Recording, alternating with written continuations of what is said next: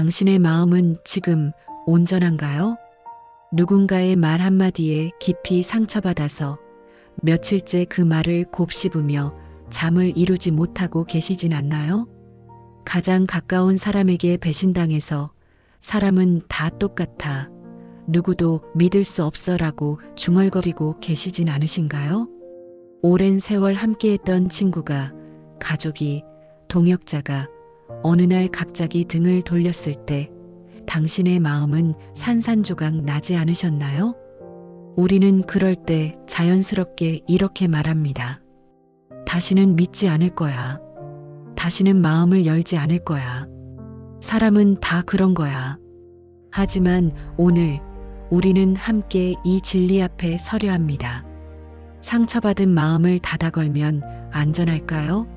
아니면 그 마음을 하나님께 맡기는 것이 진짜 지키는 방법일까요? 60대 초반의 한 여성이 있었습니다. 그녀는 지금 좁은 방 안에 혼자 앉아 핸드폰을 들여다보고 있습니다. 메시지 창이 열려 있습니다. 30년 지기 친구와 나눈 대화들이 가득합니다.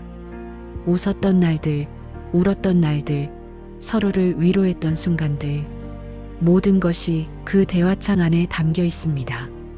하지만 이제 그 모든 것이 거짓말처럼 느껴집니다. 일주일 전 그녀는 우연히 알게 되었습니다. 가장 친한 친구라고 믿었던 그 사람이 뒤에서 자신에 대해 험담을 하고 다녔다는 것을. 그 사람 말이야, 겉으로만 착한 척하지 속으로는 얼마나 계산적인지 몰라. 자기 유리할 때만 가까이 하더라. 다른 권사님이 조심스럽게 전해준 그 말들이 가슴에 비수처럼 박혔습니다. 처음에는 믿을 수 없었습니다.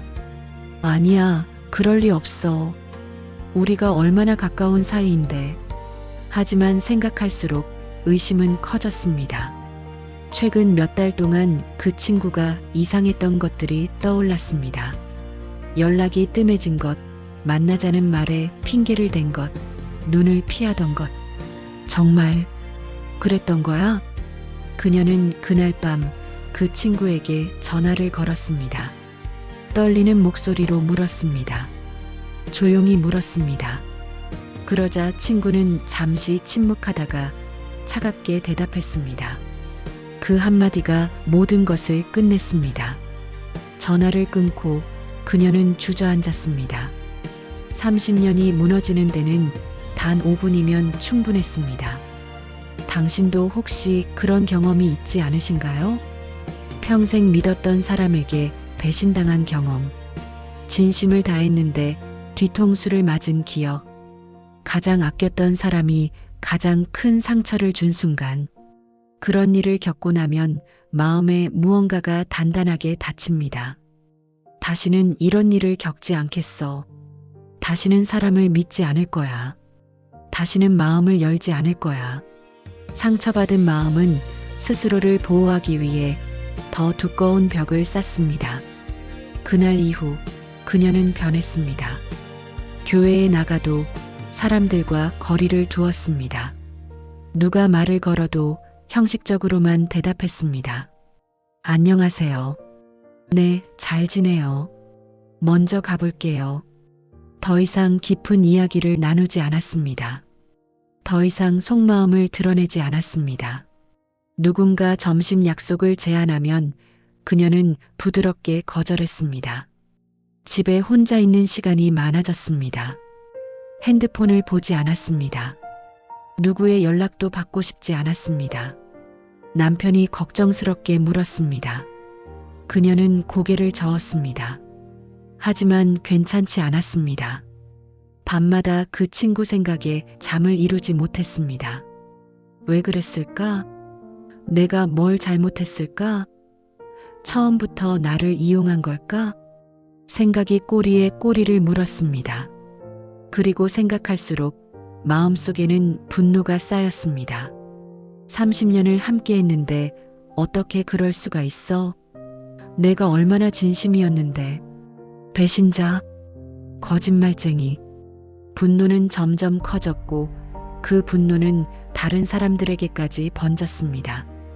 교회 사람들을 볼 때마다 생각했습니다.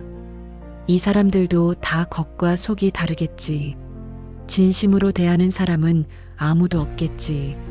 상처는 의심을 낳고 의심은 고립을 만듭니다. 몇 주가 지났습니다. 주일 아침 그녀는 거의 습관처럼 교회에 나갔습니다. 사람들과 인사는 나눴지만 마음은 닫혀 있었습니다. 예배가 시작되었습니다. 찬양이 울려 퍼졌지만 그녀의 입술은 움직이지 않았습니다. 목사님이 강단에 올라 설교를 시작했습니다. 그녀는 멍하니 앞을 바라보고 있었습니다.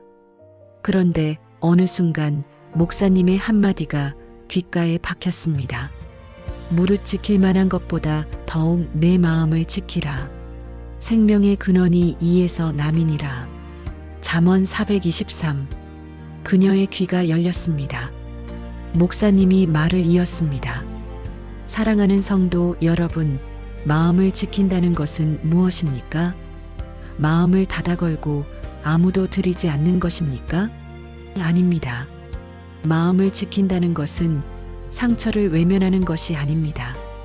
마음을 지킨다는 것은 그 상처를 하나님께 가져가는 것입니다. 그 말이 그녀의 가슴을 뚫고 들어왔습니다. 우리는 상처받으면 마음을 닫습니다. 그것이 안전하다고 생각하기 때문입니다. 하지만 다친 마음은 안전한 것이 아닙니다. 죽어가고 있는 것입니다. 마음을 지키는 것은 마음을 죽이는 것이 아닙니다. 마음을 하나님께 맡기고 하나님이 치유하시도록 허락하는 것입니다. 그녀의 눈에서 눈물이 흘렀습니다. 다친 마음은 안전한 것이 아니라 죽어가고 있는 것이었습니다. 당신도 혹시 지금 마음을 닫아 걸고 계시진 않나요? 상처받지 않기 위해 더 이상 누구도 들이지 않고 계시진 않나요? 하지만 성경은 이렇게 말합니다. 내 마음을 지키라. 닫아 걸라는 것이 아닙니다. 지키라는 것입니다. 지킨다는 것은 하나님께 맡긴다는 뜻입니다. 하나님이 그 마음을 돌보시게 한다는 뜻입니다. 주께서 심령이 상한 자를 고치시며 그들의 상처를 싸매시는도다. 시편 1473. 하나님은 상한 마음을 고치시는 분입니다. 부서진 마음을 회복시키시는 분입니다. 예배가 끝나고 그녀는 자리에서 일어나지 못했습니다. 사람들이 하나둘 빠져나가고 예배당은 점점 조용해졌습니다. 그녀는 그 자리에 앉아서 고개를 숙였습니다. 하나님, 그 한마디가 간신히 나왔습니다. 하나님, 제 마음이 너무 아파요. 눈물이 쏟아졌습니다. 친구가 절 배신했어요. 30년을 함께 했는데 뒤에서 제 욕을 했대요. 저는 너무 화가 나요. 너무 억울해요. 그녀는 한참을 울었습니다. 그리고 천천히 고백했습니다. 하나님, 저는 지금 모든 사람이 싫어요. 아무도 믿고 싶지 않아요. 다시는 마음을 열고 싶지 않아요. 그런데 그 순간 조용한 음성이 마음속에 들렸습니다. 그것은 너를 지키는 것이 아니다. 그녀는 눈물을 닦으며 고개를 들었습니다. 그것은 내 마음을 죽이는 것이다. 상처를 외면하는 것은 지키는 것이 아니라 마음을 죽이는 것입니다. 그날 저녁 그녀는 집에 돌아와서 오랜만에 성경을 펼쳤습니다. 잠언 4장을 찾았습니다. 무릇 지킬 만한 것보다 더욱 내 마음을 지키라.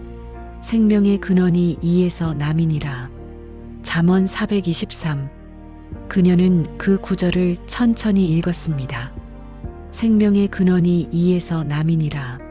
마음은 생명의 근원입니다. 마음이 죽으면 생명도 죽습니다. 그녀는 깨달았습니다. 자신이 지금까지 마음을 지킨 것이 아니라 마음을 가두고 있었다는 것을. 상처받지 않으려고 벽을 쌓았지만 그 벽은 오히려 자신을 감옥에 가두고 있었습니다. 하나님, 제가 잘못 생각했어요. 그녀는 무릎을 꿇었습니다. 마음을 닫는 것이 지키는 줄 알았어요. 하지만 그게 아니었어요. 제 마음을 하나님께 맡겨야 했어요. 진짜 지키는 법은 내가 지키는 것이 아니라 하나님께 맡기는 것입니다. 그날 밤부터 그녀는 매일 기도하기 시작했습니다. 하나님, 제 마음을 당신께 맡깁니다. 이 상처를 당신께 드립니다. 이 분노를 당신께 내려놓습니다. 처음에는 말뿐이었습니다. 여전히 분노는 가슴 속에서 끓어올랐고 친구 생각만 하면 억울함이 밀려왔습니다. 하지만 그녀는 포기하지 않았습니다. 매일 아침 눈을 뜨면 기도했습니다. 하나님, 오늘도 제 마음을 지켜주세요. 매일 밤 잠들기 전에 기도했습니다. 하나님, 이 감정들을 당신께 맡깁니다. 며칠이 지나고 일주일이 지나고 한 달이 지났습니다. 그리고 어느 날 그녀는 깨달았습니다. 분노가 조금씩 잦아들고 있다는 것을, 억울함이 조금씩 흐려지고 있다는 것을, 여전히 상처는 있었습니다. 여전히 아팠습니다. 하지만 그 상처가 더 이상 자신을 지배하지 않았습니다. 하나님께 맡긴 상처는 하나님이 치유하십니다. 당신도 혹시 지금 상처를 붙들고 계시진 않나요? 그 상처를 놓지 못해서 밤마다 그 일을 떠올리며 분노하고 계시진 않나요? 오늘 그 상처를 하나님께 내려놓으세요. 당신이 붙들고 있어도 치유되지 않습니다. 하나님께 맡겨야 치유됩니다.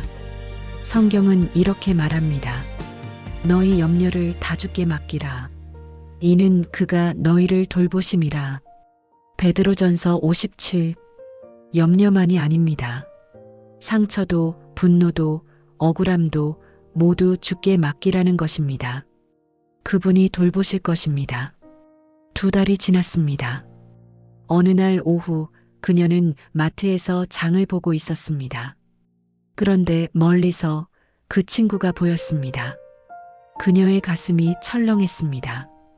본능적으로 피하고 싶었습니다. 하지만 발이 움직이지 않았습니다. 그 친구도 그녀를 봤습니다. 두 사람의 눈이 마주쳤습니다. 친구는 당황한 표정으로 고개를 숙였습니다. 그리고 다른 방향으로 가려고 했습니다. 그 순간 그녀의 입에서 말이 나왔습니다. 친구가 멈춰섰습니다. 천천히 돌아봤습니다. 두 사람은 그렇게 한참을 서로를 바라봤습니다. 그녀는 친구에게 다가갔습니다. 친구의 눈에 눈물이 고였습니다. 그녀는 조용히 말했습니다. 친구가 눈물을 흘렸습니다. 그녀는 계속 말했습니다. 용서는 상대를 위한 것이 아닙니다. 나 자신을 위한 것입니다. 그날 저녁 그녀는 집에 돌아와서 무릎을 꿇고 기도했습니다. 하나님, 감사합니다. 제 마음을 지켜주셔서 감사합니다. 상처를 외면하지 않고 당신께 가져올 수 있게 해주셔서 감사합니다. 분노에 갇히지 않고 용서할 수 있게 해주셔서 감사합니다. 그녀는 깨달았습니다. 마음을 지킨다는 것은 상처받지 않는 것이 아니라 상처를 치유받는 것입니다. 사람은 상처를 줄 수 있습니다. 사람은 배신할 수 있습니다. 사람은 실망시킬 수 있습니다. 하지만 그 상처를 하나님께 가져가면 하나님은 치유하십니다. 그 배신 속에서도 하나님의 손길을 보게 하십니다. 그 실망 속에서도 하나님의 계획을 발견하게 하십니다. 몇 달 후 그녀는 교회에서 새로 등록한 권사님을 만났습니다. 그 권사님은 깊은 상처를 안고 있었습니다. 가까운 사람에게 배신당했다는 이야기를 들었습니다. 그녀는 그 권사님의 손을 잡았습니다. 새 권사님이 눈물을 흘렸습니다. 그녀는 조용히 자신의 이야기를 나눴습니다.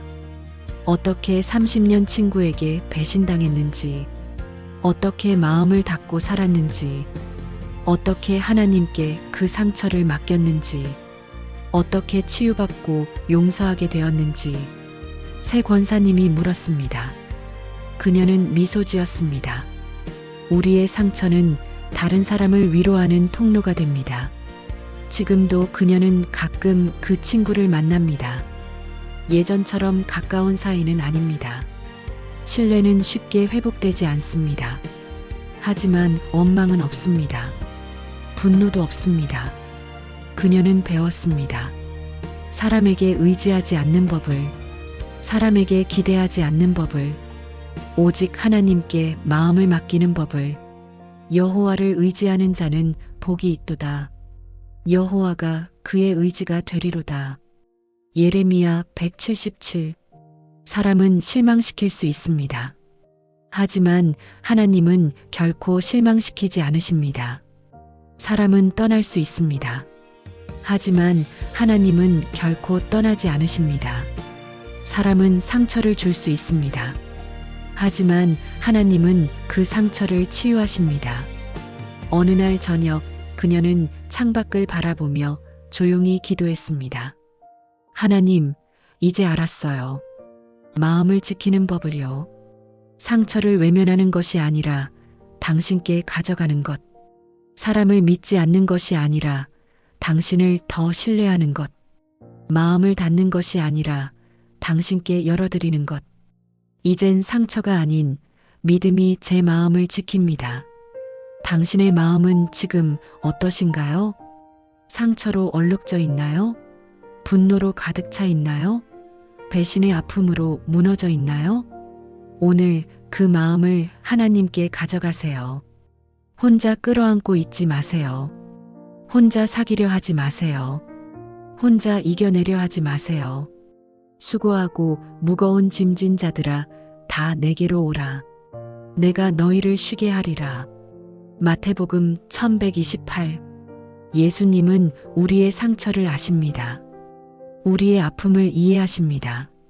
우리의 눈물을 보고 계십니다. 그리고 말씀하십니다. 내게로 오라. 내가 너희를 쉬게 하리라. 마음을 지킨다는 것은 벽을 쌓는 것이 아닙니다. 마음을 지킨다는 것은 하나님을 신뢰하는 것입니다. 사람이 상처를 줘도 하나님은 치유하십니다. 사람이 배신해도 하나님은 신실하십니다. 사람이 떠나도 하나님은 함께 하십니다. 내가 내게 이르기를 두려워하지 말라. 내가 너와 함께 함이라. 놀라지 말라. 나는 내 하나님이 됨이라. 내가 너를 굳세게 하리라. 참으로 너를 도와주리라. 참으로 나의 의로운 오른손으로 너를 붙들리라. 이사야 4110. 하나님이 당신의 마음을 지키십니다. 하나님이 당신의 상처를 치유하십니다. 하나님이 당신을 붙드십니다. 그것이 진짜 마음을 지키는 법입니다. 오늘 우리는 함께 이렇게 기도합니다. 하나님, 제 마음이 상처로 가득합니다. 누군가의 말에, 누군가의 행동에 깊이 상처받았습니다. 저는 지금까지 그 상처를 혼자 끌어안고 마음의 문을 닫아 걸었습니다. 아무도 믿지 않겠다고, 다시는 마음을 열지 않겠다고 다짐했습니다. 하지만 하나님, 이제 깨달았습니다. 그것은 저를 지키는 것이 아니라 저를 죽이는 것이었습니다. 오늘 이 상처를 당신께 내려놓습니다. 이 분노를 당신께 맡깁니다. 이 억울함을 당신께 드립니다. 제 마음을 지켜주소서. 상처가 아닌 믿음으로 제 마음을 채워주소서. 분노가 아닌 평안으로 제 마음을 다스려 주소서. 그리고 언젠가 저처럼 상처받은 누군가를 위로할 수 있게 해주소서. 하나님의 치유가 저를 통해 흘러가게 해주소서. 예수님의 이름으로 기도합니다. 아멘. 이 이야기가 오늘 누군가에게 위로가 되길 바랍니다. 상처받은 마음을 안고 힘들어하는 당신에게 이 말씀을 전합니다. 내 마음을 지키라. 생명의 근원이 이에서 남이니라. 당신의 마음을 하나님께 맡기세요. 그분이 지켜주실 것입니다. 당신의 상처를 하나님께 가져가세요. 그분이 치유하실 것입니다. 당신의 분노를 하나님께 내려놓으세요. 그분이 평안을 주실 것입니다. 하나님의 치유가 오늘도 내일도 영원히 당신과 함께하기를 축복합니다. 아멘.